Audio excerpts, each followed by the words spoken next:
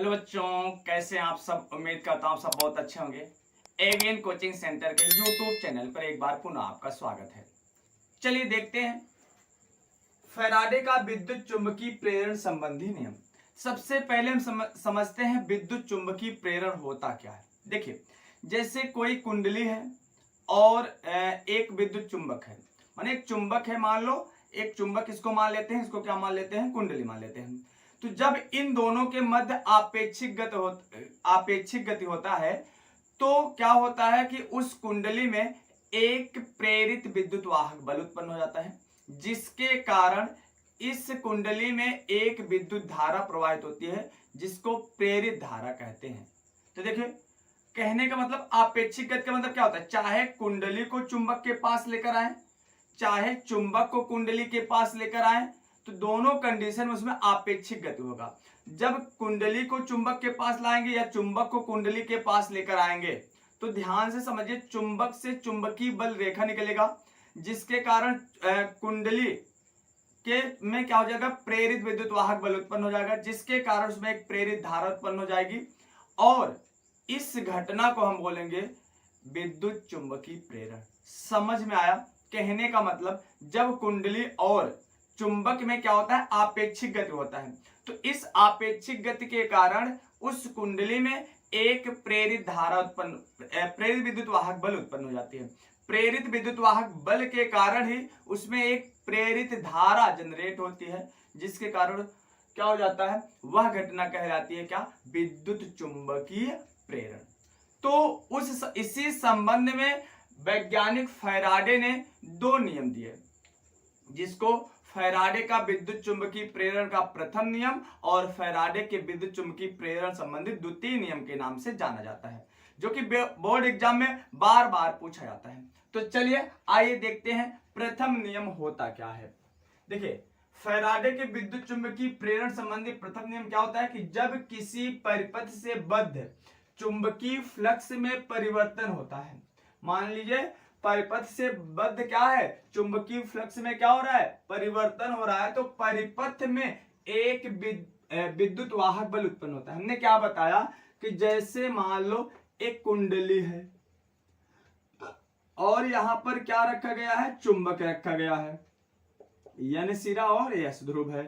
अब इसमें से क्या होगा, चुंबकीय बल रेखाएं निकलेंगी, इससे क्या निकलेंगे, चुंबकीय बल रेखाएं निकलेंगी, जिसके कारण इसमें क्या उत्पन्न होगा, प्रेरित विद्युत वाहक बल। इसमें परिवर्तन होगा, जिसके कारण इसमें प्रेरित विद्युत वाहक बल उत्पन्न होगा, तथा इसके कारण परिपथ में जब इसमें प्रेरित विद्युत वाहक बल उत्पन्न हो जाएगा, जिसके कारण इसमें एक प्रेरित धारा उत्पन्न, माने एक धारा प्रवाहित हो जाएगी, उसी धारा को बोलेंगे प्रेरित धारा।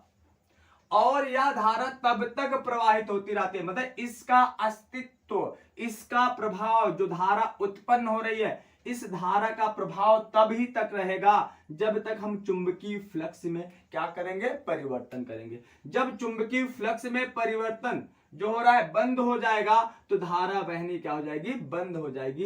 यह है फैराडे का प्रथम नियम। समझ में आया? फिर से एक बार समझो, नोट डाउन करते जाइए। जब किसी परिपथ से बद्ध चुंबकीय फ्लक्स में परिवर्तन होता है, तो परिपथ में एक विद्युत वाहक बल उत्पन्न हो जाता है।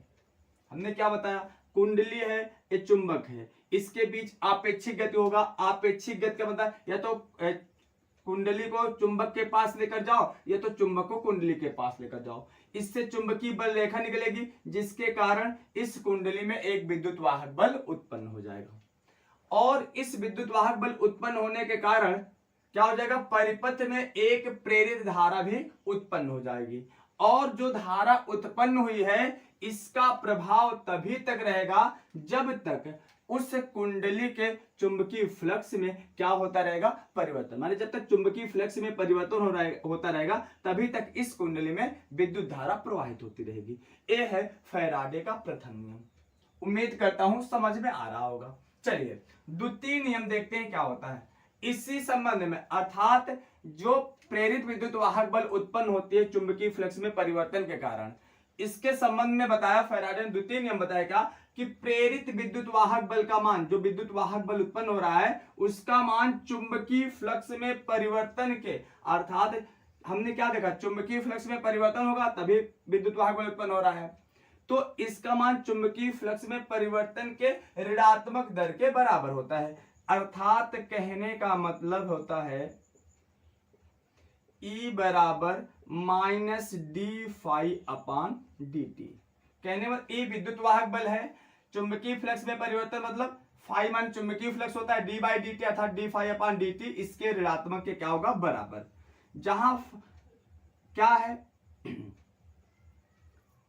डी फाई बराबर या डेल फाई बराबर जो भी बोलो तो क्या हो जाएगा phi two minus phi one.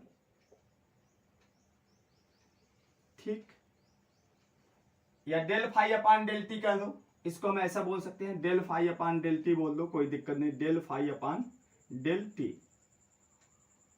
ठीक, d phi upon d t बोलो या del phi upon del t बोलो।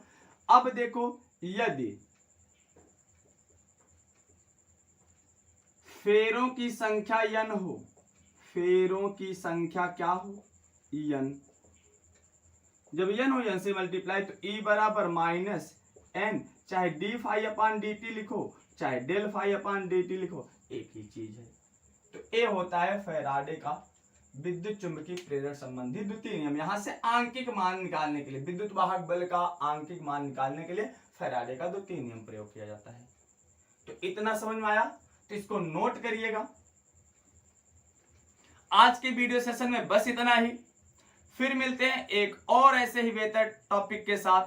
तब तक के लिए लव यू दोस्त, बाय बाय, टेक केयर।